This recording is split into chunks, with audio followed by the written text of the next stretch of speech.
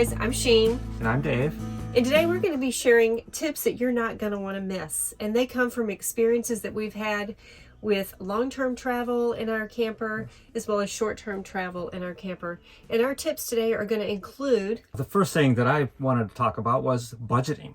So we talked about numbers and, being a former math teacher, I think it's important that you have a budget and you follow your budget and you check it out, make sure that it works the way you intended it to work. So can we do budgets last? We can do budgets last. Okay, good. But I thought, that's just... Well, we did well with budgets, by the way, and the analysis he did compared it with traditional travel.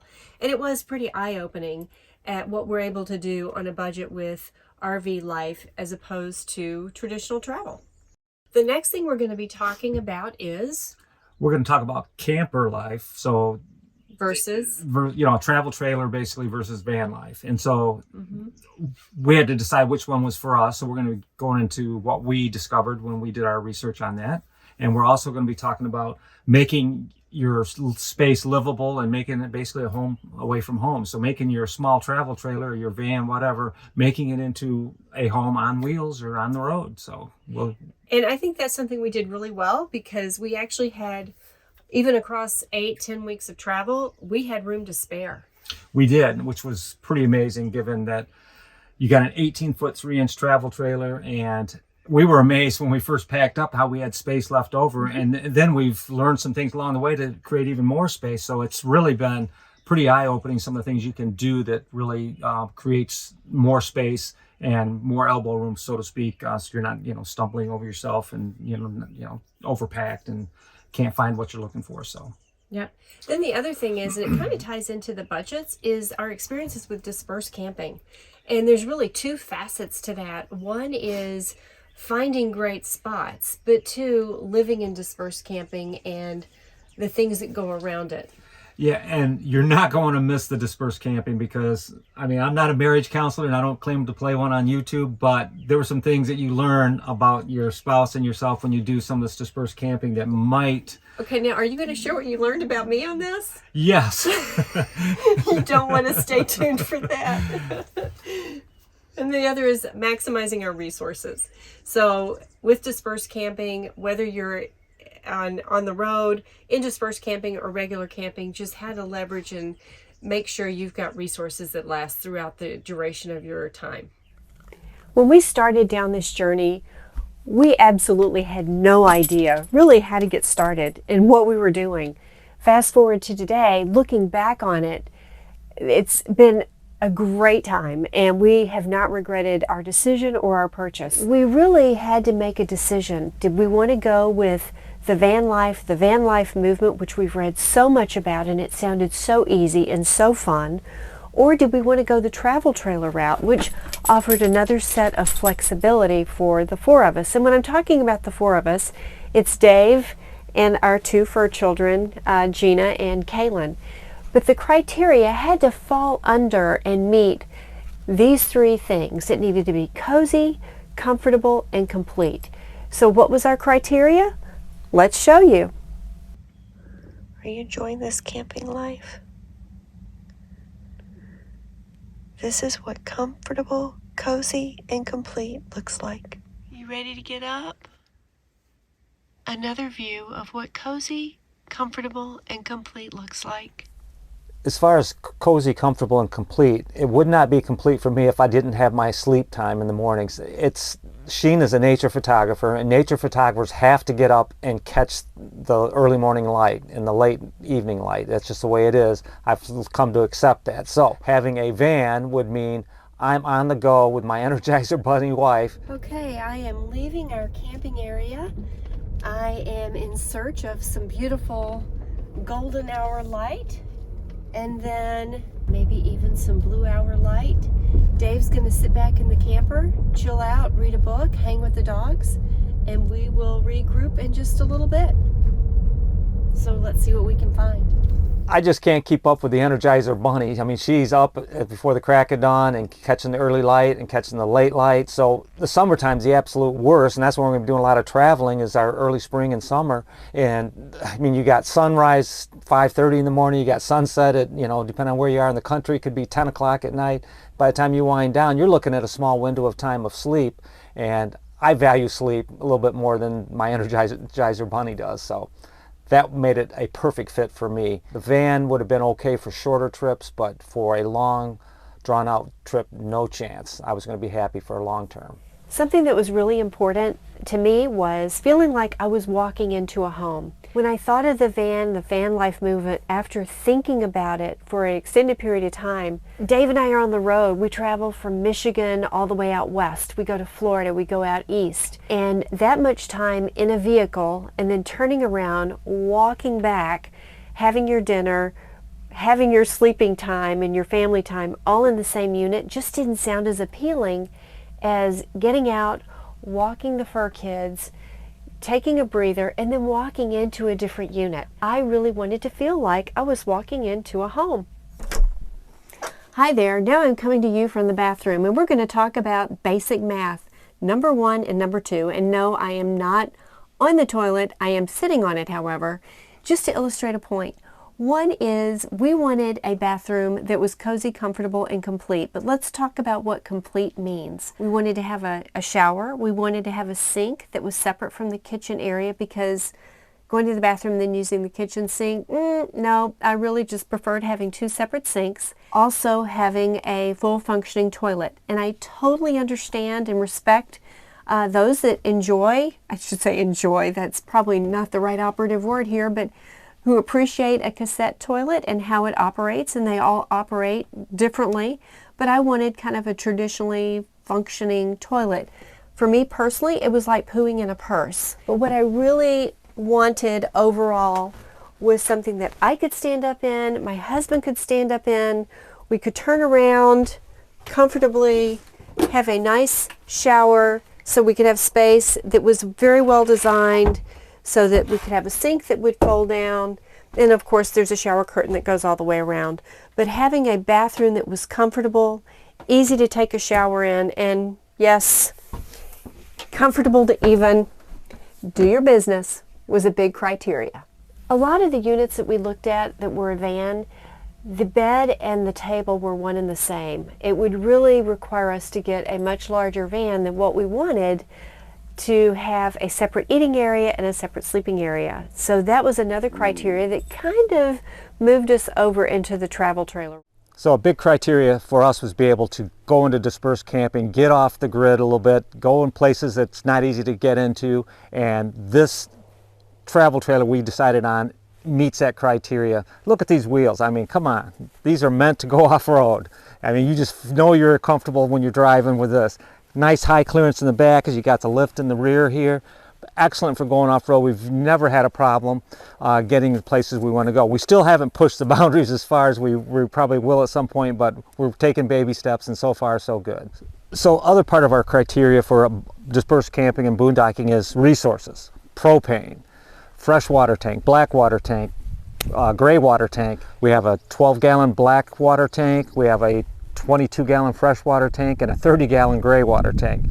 And on top of that, you can't see it here, but we have a solar panel on top, so we never have to worry about running out of battery power.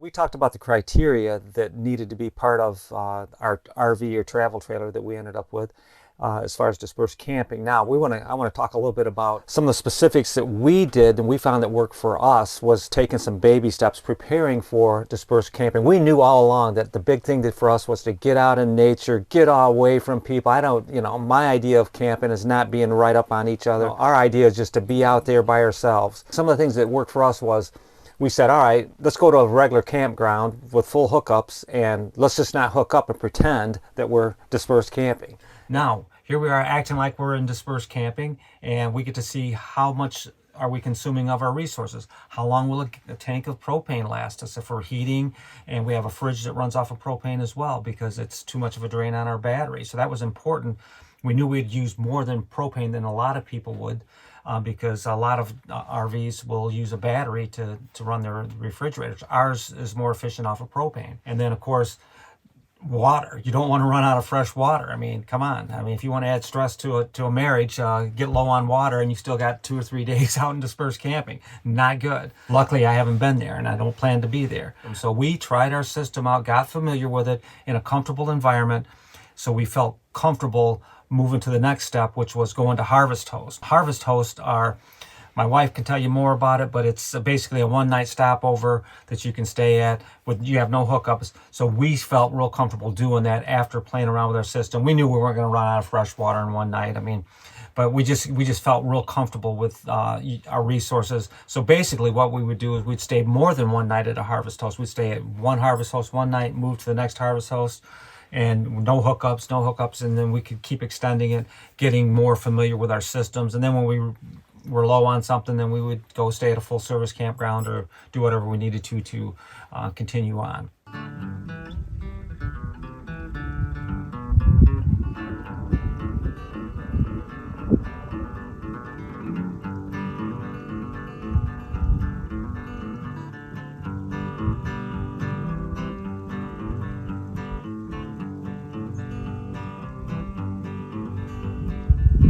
Our first year of camping, dispersed camping wasn't the big part of it. Our second year, this year, 75%, if not a little bit more of our time was spent dispersed camping. So we really learned that we could go a week to 7, 8 days on our resources if we managed them well. Now, this is, when I say manage well, you have to really know what you're doing. When you only have 22 gallons of fresh water in your tank, you can, and you still got to shower and do all that stuff. You got to know how to manage that. And we learned how to manage it and manage it well. The black water tank. Let's talk about the black water tank for a minute. The gauges, okay? Our system has a nice settings here. We can check our battery power, our fresh water, our black water, and our gray water, how full they are, how empty they are. Sometimes these gauges, they're just a moment in time. So, for instance, on the black water tank, this is notorious for black water tanks, is to give a reading that's maybe not accurate. Until you really understand your system, you're going to believe it. And we did. We believed it. When it said it was 2/3 full, by golly, it was 2/3 full. There was no doubt about it. Except I knew for some reason that we're not going to fill up 2/3 of 12 gallons in a day's time.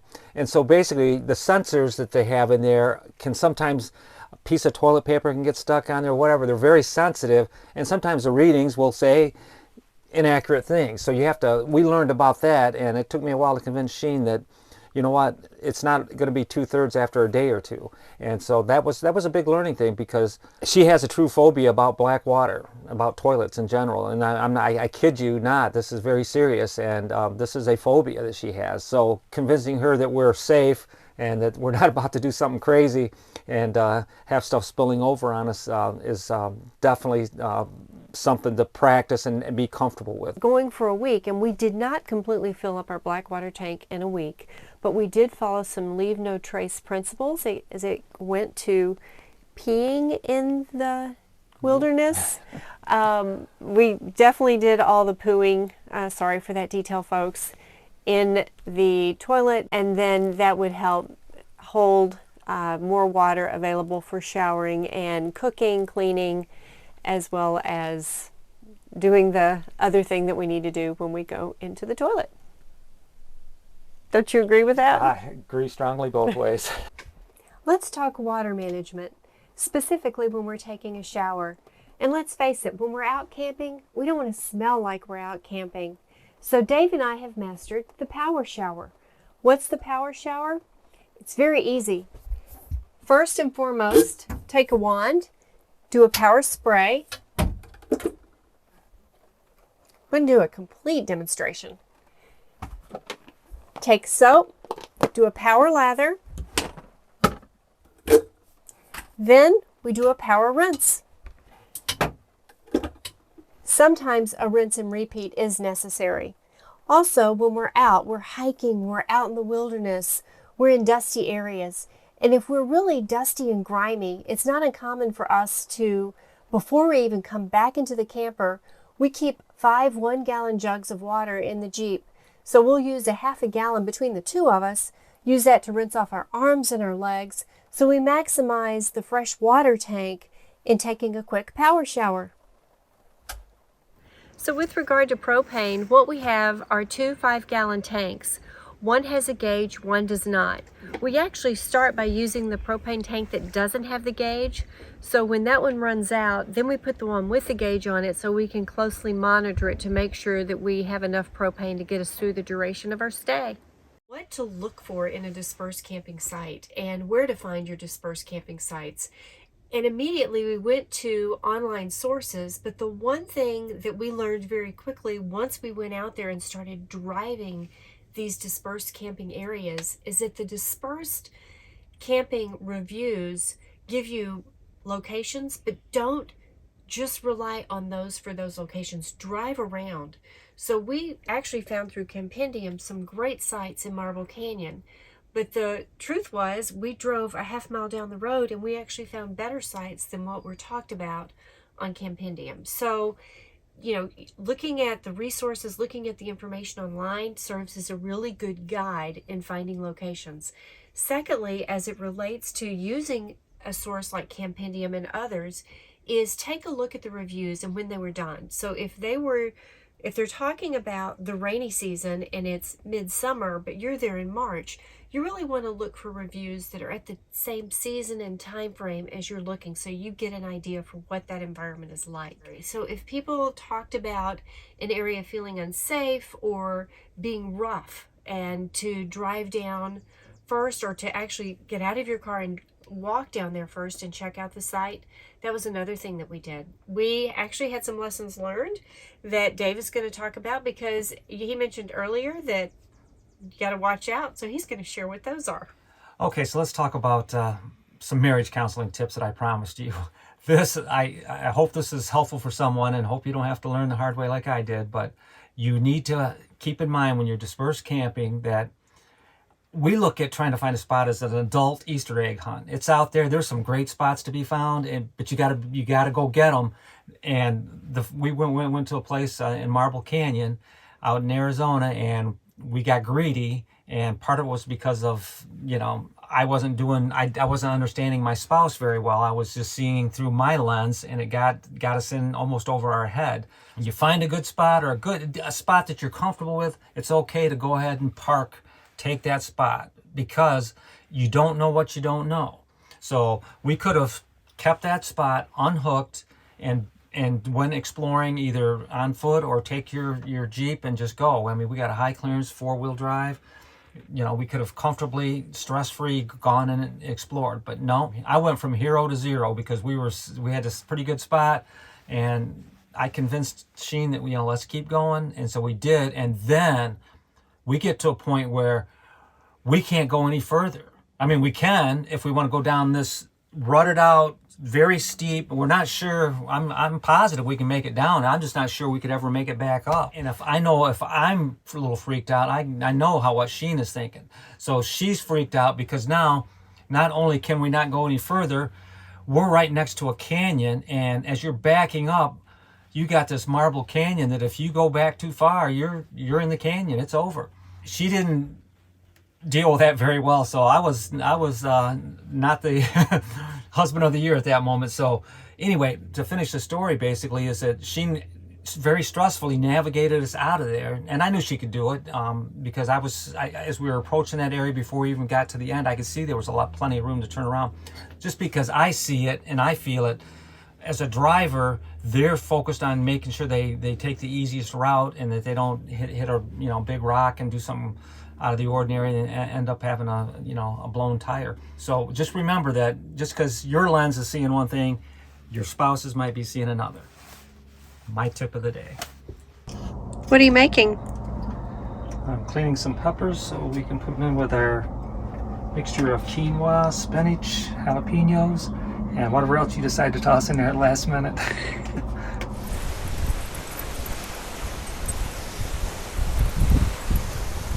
Oh, wow. Smart packing equals happy camping.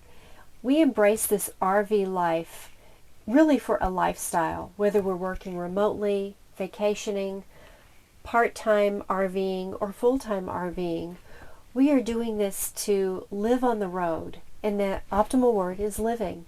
We don't want to be spending our time packing, unpacking, organizing, reorganizing. Instead, we want to make it very easy to unwind when we get off the road, to live once we're off the road, and then to repack when it's time to go. And we want to repack where our items are safe and secure. I'm going to be sharing the 4 tools we use for organization. The methods of organization are not designed so that we carry more stuff, because when you're living on the road, what you'll find is how much you really don't need. The organization is designed to give you more space for living and maneuvering throughout your RV. So SMART is for soft baskets, P is for hard plastics, H is for hooks, and C is for collapsibles. Smart packing, happy camping. The first item for space optimization is soft baskets. What we do is we take soft baskets, and look how easy it is to pull our stuff out, and I'm not having to search in the back of these deep cabinets for our items. So I can literally pull an item out, and what I've done is group like items together, roll up my shirts. I'll find the shirt that I want for the day. My bottoms are in a basket. Dave's shirts are all in a basket. So we've organized our baskets in a way that makes sense to us. And when we're done, we just slide them back in, and we're good to go. Storing our clothing in soft baskets makes absolute sense for ease, flexibility, mashability. Now when we get to items that are breakable or that have liquids in them, you want to make sure that they are secure, especially when we are in transport. At the same time, a lot of those items we're using day in and day out. So we want to be able to break them out and use them and then repack them when we're ready to go. So hard plastic containers, and I got these at Target. So I pack all of the cleaning supplies, I pack the coffee pot and our dishes. This goes under the sink so that when we get to our destination, one, I unpack, put these out in various places in the camper that I know I'm going to be using, and then the same thing with the cleaning supplies that I've put out, such as the Dawn dishwashing liquid. But the other stuff stays underneath, and once these are taken out, the containers even stack inside each other, so I get more cabinet space underneath the sink. Another benefit of the hard storage, particularly for your liquids, if something spills when you're on the road and it's inside a plastic container, it's probably only going to spill stuff inside the plastic, which is very easy to wash out.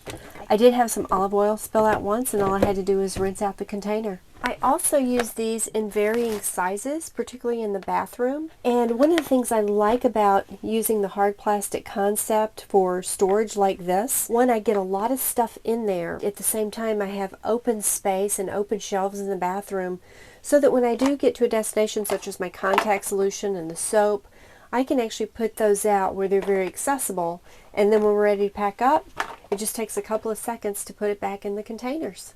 You know, hooks come in so many different shapes and sizes and ability to hold different weights. It really boils down to what you want to have quick and accessible at your fingertips. For us, it's the smaller items such as our dish towels, our hot mitts, our lightweight jackets at the front of the camper. In the bathroom, it's our towels and our hanging mirror. So we don't want to turn this into a camper of hooks, but we do use hooks to keep things off the floor, off the countertops, and within hand's reach. The other items we use for organization are collapsible cookware, such as collapsible bowls. This turns into this just by popping this up, and now I have a collapsible bowl, or the expandable bowl. And then when I'm ready to pack, I just smash it, and now it's flattened out. The same thing with my little sauce pot. I love this little sauce pot. All I do is when I am ready to start cooking, I push the bottom out, and you want to make sure the flame doesn't go up on the sides. But this is, it's a great rice steamer. I have cooked so many things in this little sauce pot. It's crazy. When I'm done, and it's cool of course, it's now ready for packing. Then, keeping with the collapsible things, measuring cups. I love my collapsible measuring cups, and they go all the way up to a cup. I love my collapsible skillet. It really doesn't collapse, it just comes apart. It's got a breakaway handle, And I have a skillet that is easy to pack, because before, when they don't attach, it really takes up a lot of space. Then when you break it apart, it's very easy to repack. Another collapsible item is a splatter screen. Who knew, right? There's a splatter screen that I just put on top of the skillet if I don't want to use the lid. Plus, it's also easy to put in with the dishes, the coffee maker, and the skillet, keeping like items together. Manager to cash register. Manager to cash register. Here's the budget that we're going to share with you. We started out putting the spreadsheet together in order to compare traditional travel costs versus traditional RV camping costs. So what we did is we put together our numbers from traveling with our RV trailer, with our SUV, and we calculated out our weekly cost and then our 8-week entire trip cost. And then we're going to compare those to traditional travel by car and traditional travel by air. These are costs based on 2 people traveling. The first line item we looked at in our budget was our campground fees. And so basically our lodging costs for the week, our weekly expenditure would have averaged out to $85.85. And the reason why that number is low, and that might seem very low to some people who vacation, but we do a lot of dispersed camping, so that's free camping. So we were able to really keep our costs way down, and that's why our cost per week is $85.85. And for the 8 weeks, $686.80 for 8 weeks of travel for lodging, we think is a really good number. And actually, that number could have been a little bit lower, actually, because we had an extended stay in Phoenix due to a dental emergency. So that required us to stay a couple extra days in a full-service campground. The next item that we looked at in our budget was our gas cost. Our weekly gas expenditure was $367.18. Now that seems really, really high. And had we taken this same trip a year ago, that number would be cut in half basically, because gas prices have been going way up, as everyone knows. And another reason why our prices might be a little bit higher than what you would find if you put in your numbers would be simple fact that we're traveling from Michigan to out west. That's quite a haul to make, and so our number is high based on that. Also, we're pulling a travel trailer, so our gas mileage is not as good. On top of that, we put in premium unleaded, so that number, costs even more. If you're just driving a car and traditional traveling, of course, you may not be using premium unleaded, and you're certainly going to get better gas mileage. Our weekly cost for food was $144.73. We don't eat out a lot, so we're always picking up local produce and trying to be creative with some of the meals we make. And we really enjoy grilling and cooking while we're camping. That's a fun part of the camping experience for us. And for some, depending on what groceries you're buying and how much you're eating out, that number could change quite a bit for different people. But our weekly budget is $144.73. And for the 8 weeks, we came out to $1,157.81. As we said previously, we really enjoy the camping and cooking and grilling experience. So our restaurant costs, we do go to local restaurants occasionally, but our costs are way down on the average per week. And we average $37.15 for our restaurant/entertainment cost. Now, we're not looking to go out and do golfing and going to the movies and go bowling, whatever it is you want to do for entertainment.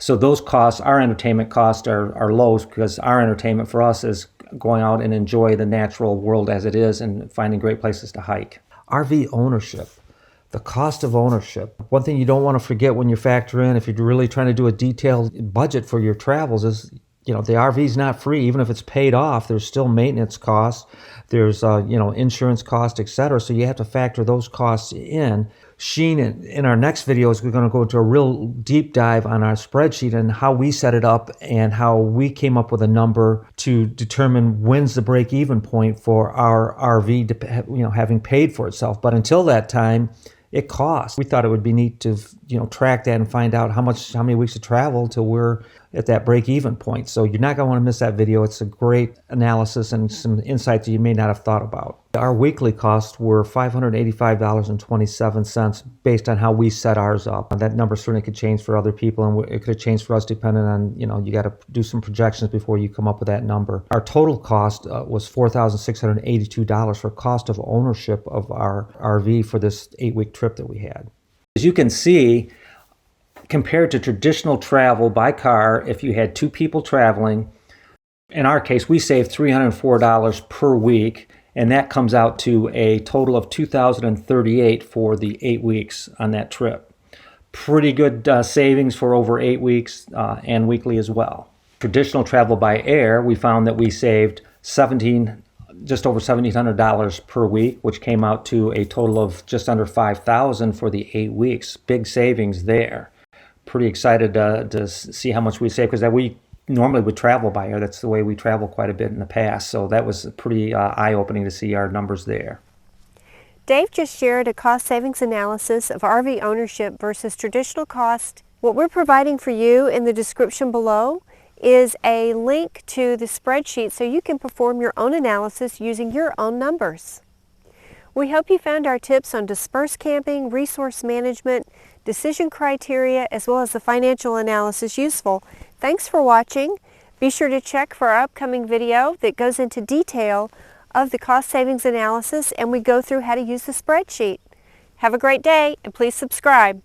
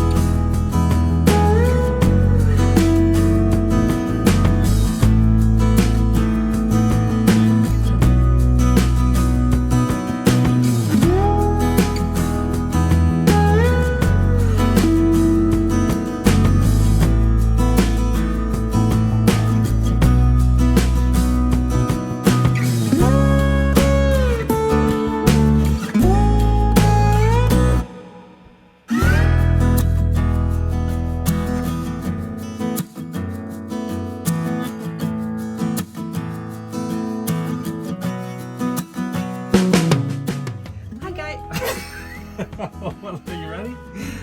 It was fun. Yeah. Hi guys, I'm Sheen. And I'm Dave. And we're going to start this all over again. We haven't pulled it together quite yet. All right. Okay. Lean on